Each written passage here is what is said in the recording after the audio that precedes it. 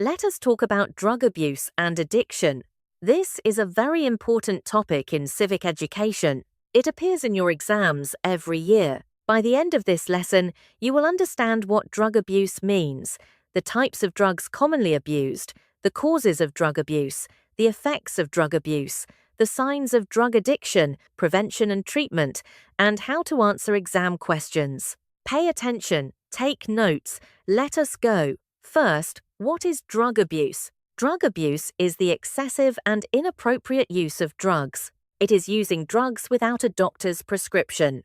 It is using drugs in larger amounts than prescribed. It is using drugs for non-medical purposes. It is using illegal drugs. Drug abuse is also called substance abuse. When a person abuses drugs, they harm their body, their mind, and their life. Drug abuse can lead to addiction. Addiction is a disease where a person cannot stop using a drug even though they know it is harming them. The person craves the drug. They lose control. They continue using despite negative consequences. Now let me explain the types of drugs that are commonly abused. Drugs are often divided into categories based on their effects. The first category is stimulants. Stimulants speed up the central nervous system. They make the user feel more alert, energetic, and confident. Examples include cocaine, amphetamines, and caffeine in very high doses. Nicotine, found in tobacco, is also a stimulant. Stimulants can cause heart problems, anxiety, paranoia, and addiction. The second category is depressants. Depressants slow down the central nervous system. They make the user feel relaxed, sleepy, and less anxious. Examples include alcohol, barbiturates, and benzodiazepines like Valium. Depressants can cause slurred speech, poor coordination, memory problems, and slowed breathing. Overdose can cause coma and death. The third category is opioids. Opioids are powerful painkillers. They produce feelings of euphoria and relaxation. Examples include heroin, morphine, codeine, and prescription painkillers like tramadol. Opioids are highly addictive. Overdose can stop breathing and cause death. The fourth category is hallucinogens. Hallucinogens change how the user perceives reality. They cause hallucinations, which are seeing or hearing things that are not there. Examples include LSD, psilocybin, mushrooms, and marijuana in high doses. Hallucinogens can cause confusion, panic, and long-term mental health problems. The fifth category is cannabis. Cannabis is also called marijuana, weed, or Indian hemp. It is the most commonly used illegal drug in the world. It can cause relaxation, altered perception, and increased appetite. But it can also cause memory problems, anxiety, paranoia, and addiction. The sixth category is inhalants. Inhalants are household products that are sniffed or breathed in to get high. Examples include glue, petrol, nail polish remover, and spray paint. Inhalants are very dangerous. They can cause brain damage, liver damage, kidney damage, and sudden death. They are often abused by young people because they are cheap and easy to get. Now let me explain the causes of drug abuse. Why do people start using drugs? There are many causes. The first cause is curiosity. Young people are curious about drugs. They want to know what it feels like to be high. They try drugs once, and sometimes that one time leads to addiction. The second cause is peer pressure. Friends may pressure someone to try drugs. They may say that everyone is doing it. They may make fun of someone who refuses. The fear of being left out or mocked can push a person to try drugs. The third cause is family problems. Young people who grow up in homes with conflict, abuse, or neglect are more likely to abuse drugs. They use drugs to escape their pain. The fourth cause is mental health problems. People with depression, anxiety, or trauma may use drugs to self-medicate. They try to make themselves feel better, but drugs only make mental health problems worse in the long run. The fifth cause is stress. School pressure, work pressure, financial problems, and relationship problems can lead people to drugs. They see drugs as a way to relax or escape. The sixth cause is availability. When drugs are easy to get, more people use them. Poor enforcement of drug laws makes drugs available. Corrupt officials who allow drug trafficking make drugs available. The seventh cause is lack of education.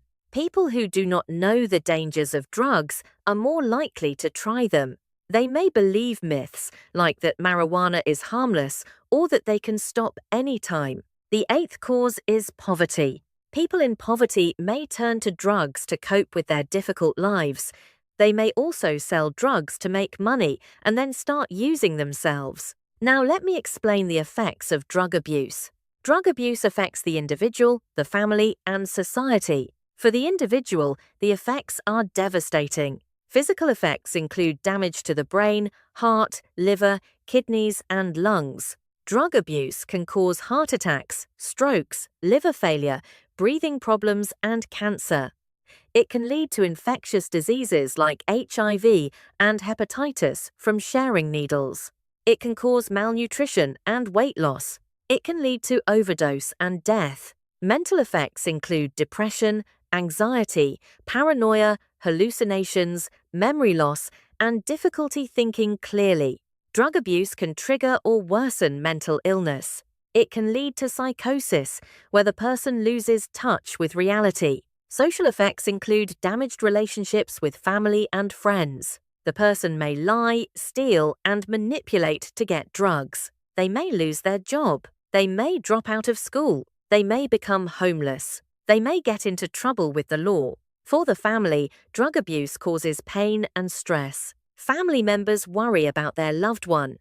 They may be victims of violence or theft. They may spend large amounts of money on treatment or on bailing the person out of jail. Children of drug abusers may be neglected or abused. They may grow up with emotional problems. For society, drug abuse leads to crime. Addicts often steal to get money for drugs. Drug trafficking is a major criminal enterprise. Violence between drug gangs kills many people. Drug abuse also costs society money for healthcare, law enforcement, prisons, and lost productivity. Now let me explain the signs of drug addiction. How can you tell if someone is addicted to drugs? There are physical, behavioral, and psychological signs. Physical signs include bloodshot eyes, pupils that are larger or smaller than normal, sudden weight loss or gain, changes in sleep patterns, poor coordination, slurred speech, and neglect of personal hygiene. Behavioral signs include missing school or work, losing interest in hobbies, getting into trouble with the law, lying or stealing, spending a lot of money on drugs, and withdrawing from family and friends. Psychological signs include changes in mood, irritability, anxiety, paranoia, lack of motivation, and periods of unusual energy or agitation. If you notice these signs in yourself or someone you know, it is important to seek help. Addiction is a disease, but it can be treated.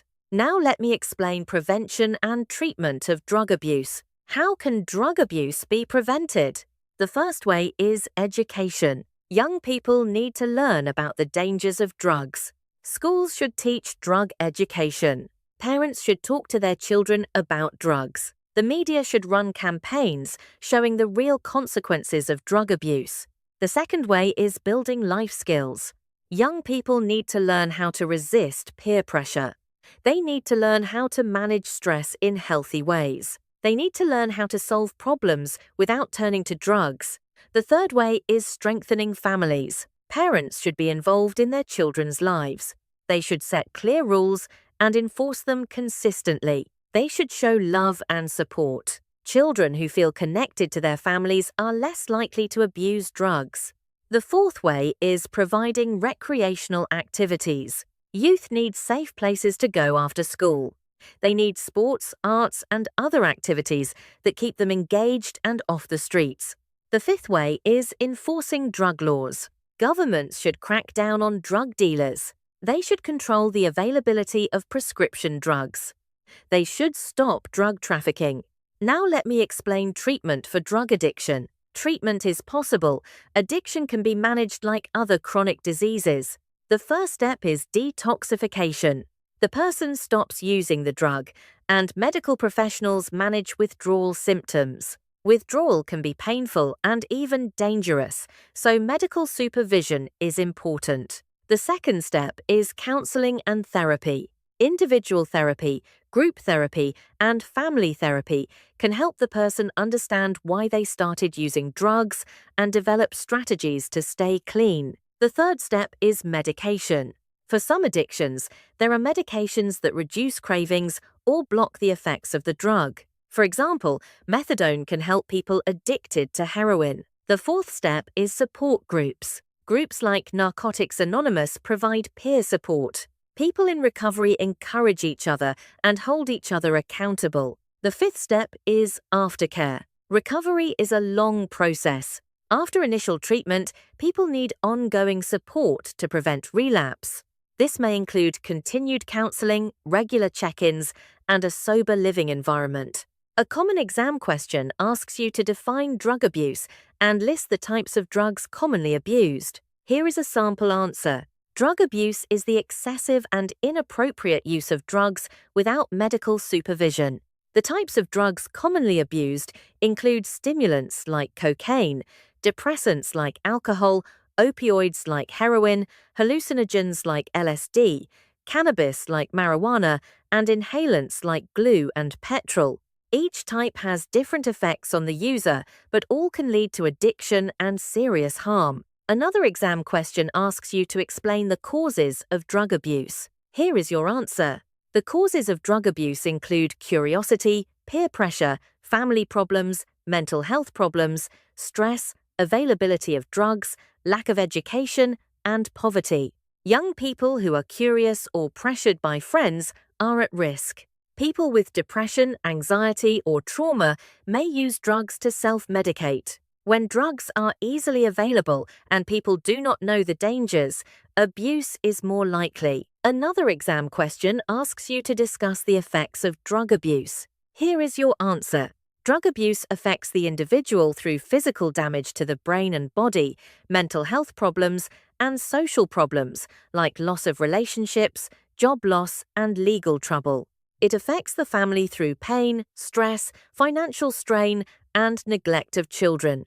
It affects society through crime, violence, healthcare costs, and lost productivity. Drug abuse is a burden on everyone. Another exam question asks you to explain how drug abuse can be prevented. Here is your answer. Drug abuse can be prevented through education about the dangers of drugs, building life skills to resist peer pressure and manage stress, strengthening families to provide support and supervision, providing recreational activities for youth, and enforcing drug laws to reduce availability. Prevention is better than treatment. It is cheaper and more effective to stop drug abuse before it starts. Let us quickly go over what we have learned. Drug abuse is the excessive and inappropriate use of drugs. Commonly abused drugs include stimulants, depressants, opioids, hallucinogens, cannabis, and inhalants. Causes include curiosity, peer pressure, family problems, mental health issues, stress, availability, lack of education, and poverty. Effects include physical damage, mental illness, relationship problems, crime, and harm to families and society. Prevention includes education, life skills, strong families, recreational activities, and law enforcement. Treatment includes detoxification, counseling, medication, support groups, and aftercare. That is what you need for your exam. Practice these points until you can say them without looking at your notes. When you are ready, move to topic 9.